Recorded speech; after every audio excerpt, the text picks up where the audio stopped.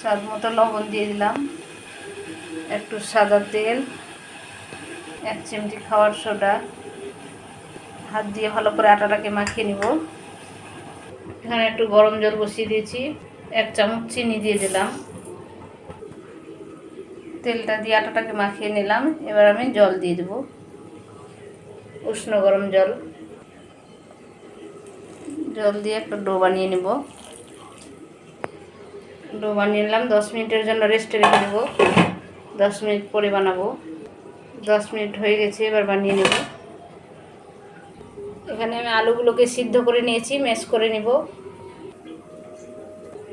কড়াইয়ের মধ্যে একটু তেল দিয়ে দিলাম, বিসমিল্লাহ।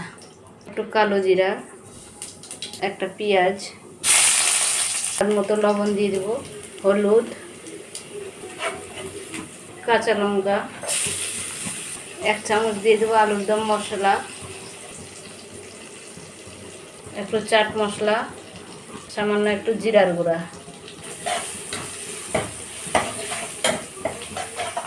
এবার আলুটাকে আমি দিয়ে দেব।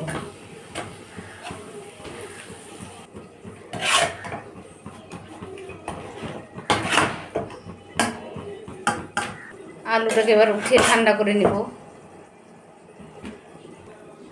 আলুটাকে ভালো করে ঠান্ডা করে নেব। লেচিগুলো কেটে নিলাম।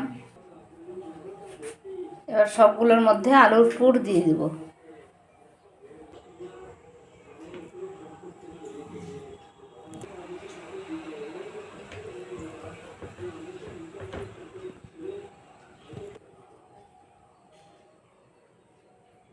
সবগুলোর মধ্যে আলুর পুর দিয়ে দিয়েছি। এবার একটা একটা করে আমি বেলে নিব।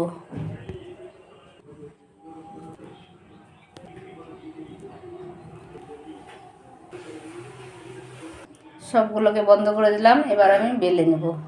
এবার আমি একটু আটা দিয়ে বেলে নেব। খুব সাবধানে বেলতে হবে, নইলে পুরটা বের হয়ে যেতে পারে।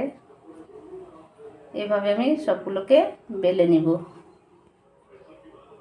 সবগুলোকে আমি বেলে নিলাম। এবার আমি সেঁকে নিব। হালকা একটু তেল দিয়ে ভেজে নেব।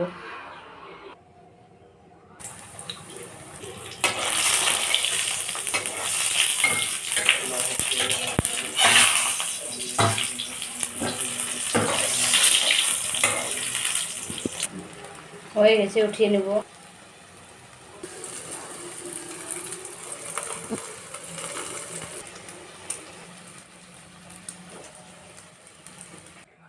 সবগুলো ভাজা হয়ে গেল আমার। দেখেন কত সুন্দর হয়েছে। আমার মতো এভাবে একদিন বানিয়ে দেখতে পারেন, ইনশাআল্লাহ ভালো লাগবে।